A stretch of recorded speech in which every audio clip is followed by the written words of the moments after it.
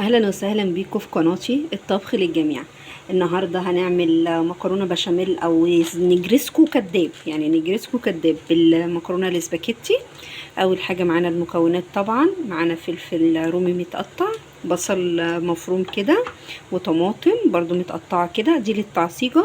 انت ممكن تعمليها مثلا بحتتين بانيه فايضين عندك، حته لحمه مفرومه، يعني يعني حاجه مثلا تبقى متوفره مش كتيره. ممكن برضو قطعتين سجق لو عايزه تعمليها بالسجق زي ما انت عايزه.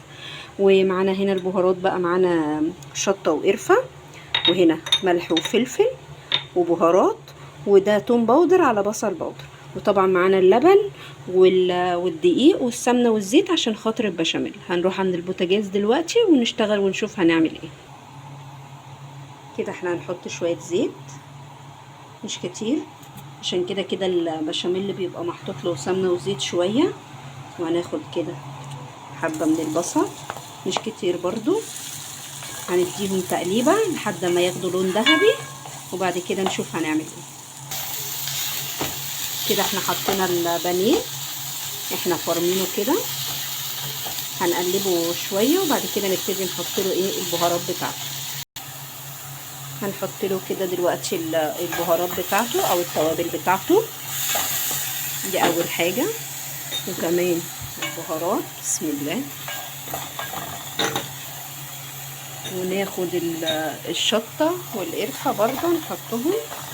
عايزه مثلا تخليها لونها مش لون الفراخ كده، لما تاخد لون ممكن نحط لها شويه كركم او كاري، وكمان ممكن او بابريكا، يعني عايزه تديها لون احمر شويه نحط لها كركم او كاري او بابريكا زي ما انت عايزه، دي اختياريه. ممكن احط لها شويه كركم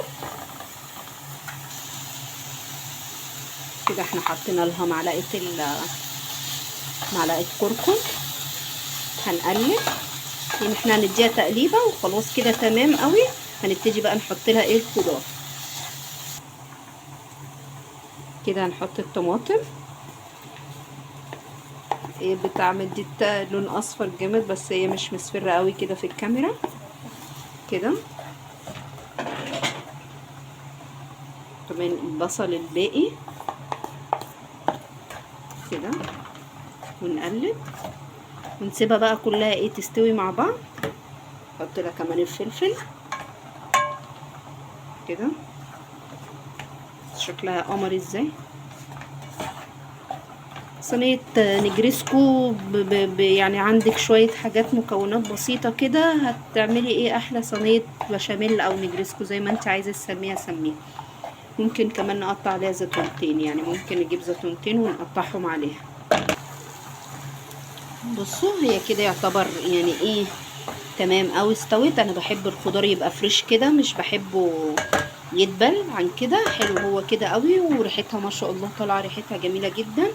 وهنا كمان المكرونه خلاص بدات دخلت في السوا، يعني هي برضو ما بنسويهاش قوي زي المكرونه العاديه اللي بالصلصه. تهيألي كده كفايه عليها. هنصفيها بقى ونشوف البشاميل كمان. بصوا احنا حطينا السمنه وعليها الدقيق كده. انا مش بعمل معيار الصراحه للسمنه والدقيق، بحطه بالحب كده، بس انا يعني المعلومه الدارجه عند الناس كلها لكل معلقه دقيق معلقه سمنه، يعني دي عشان تظبطي البشاميل. مش بتعرفي تظبطيه كده، بتعملي ايه بقى؟ بتجيبي كيس بشاميل بتاع الجاهز على لتر اللبن وخلاص. اديله بس تقليبه كده، بس اللبن الدقيق ياخد تحميصه بسيطه كده بالمنظر ده. بصوا كده هو يعني ايه يعتبر خد تحميصه، حتى بصوا هو باين اهو في الحله كده. هنحط له دلوقتي الحليب، بسم الله. المعروف كده لكل ربع مكرونه ربع لبن. عايزه تزودي حاجه براحتك، عايزه تحطي قشطه براحتك، اللي انت عايزاه كله. بصوا لو تقل منك وخرز وانت معرفتيش تعملي فيه حاجه، في الخلاط على طول. لكن غير كده بالمضرب اليدوي ده كده، واضربي فيه شويه، يعني ايه افضلي اضربي فيه شويه كتير قوي كده، هو هيفك معاكي الدقيق وهيبقى تمام ومفيهوش اي حاجه. بصوا بصوا الدقيق داب خالص، يعني انت بالتقليب المستمر كده بتدوبي الدقيق خالص، بس ايه على عين هاديه، واللبن ما يكونش دافي، يعني بتحطي الحليب ساقع مش دافي. ماشي كده. الملح،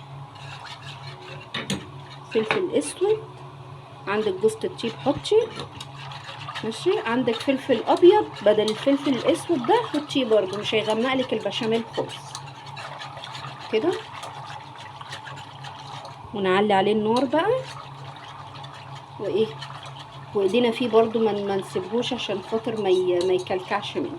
طول ما ايديكي فيه كده مش هيكلكع منه. المنظر ده انا هخلصه خالص، وبرضو قبل ما اطفي عليه هوريهولكم. بصوا اهو كده هو تقل معانا. انا بحبه بالصوم كده كده. بصوا، عايزه انت مثلا تتقليه عن كده براحتك، تخففيه عن كده برضو براحتك، كله ده يرجع لذوقك انت. خلاص كده انا هطفي عليه ونبتدي نرص الصينيه دلوقتي. كده في صينيه هنحط في ارضيتها مثلا كبشتين بشاميل كده، تمام. وبعدين هنجيب المكرونه هنحطها هنا في الحله دي ونقلبها كلها مع بعض. بصوا احنا حاطين المكرونه كده، نبتدي نقلبها. عايزين بقى ده ممكن تحط عليها كريمه لباني مثلا او كريمه طهي، تعمل بقى ايه كريمه بالصوص الابيض والمشروم، تحفه مثلا. والفراخ مثلا تتعمل كده تبقى بيضه كده كفايه. ايه، هنفضي نصها في الصينيه ونسيب نصها التاني. بسم الله. احنا كده رصينا اول طبقه، ناخد بقى ايه كبشه بشاميل كده عليها، مش كتير لان احنا كده كده مقلبين المكرونه في البشاميل. وبعد كده نحط بقى ايه الحاجات الحلوه دي كلها كده ونفردهم ايه عليها. احنا كده رصينا الطبقه التانية، نبتدي بقى ايه نحط البشاميل كده المنظر ده، نفردها بقى يو كده.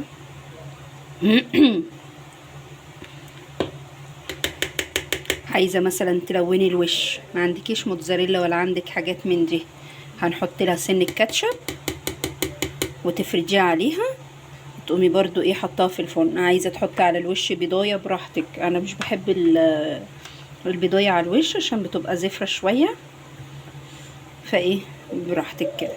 بس كده هنحط لها دلوقتي شويه برضو موتزاريلا كانوا عندي،